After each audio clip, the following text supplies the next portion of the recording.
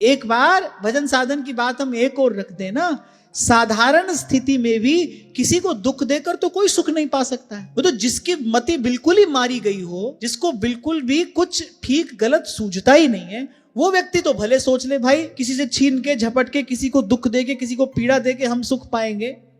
पर वस्तुतः थोड़ा भी यदि आप इस बात का विचार करो तो किसी को दुख देकर तो आप सुख पा नहीं सकते। जिसको आप घोर दुख रूप संसार में धकेल रहे हो अपने स्वार्थ के लिए, अपने सुख के लिए, इस मार्ग पर चलकर, इस रास्ते पर चलकर क्या आप सुख पालोगे? एक बार सोच के तो देखो। अरे जन्मों का पुण्य किसी जीव का, जीवात्मा का एकत्र होता है तब भगवान में रुचि होती है। ऐसा कोई जन्म आपको सौभाग्य से अगर संबंधी के रूप में मिल गया है, माता को पुत्र के रूप में मिल गया है, पिता को पुत्र के रूप में मिल गया है, पत्नी को पति या पति को पत्नी के रूप में मिल गया है, तो भाई उसका सहयोग भले कर सको न कर सको, करो तो तुम धन्य हो। सेवा सहयोग कर सको तो बहुत अच्छी बात है, पर कम से कम ऐसा कोई कार्य तो बिल्कुल ना करना जिससे उसके भजन सेवा में किसी प्रकार का विक्षेप हो।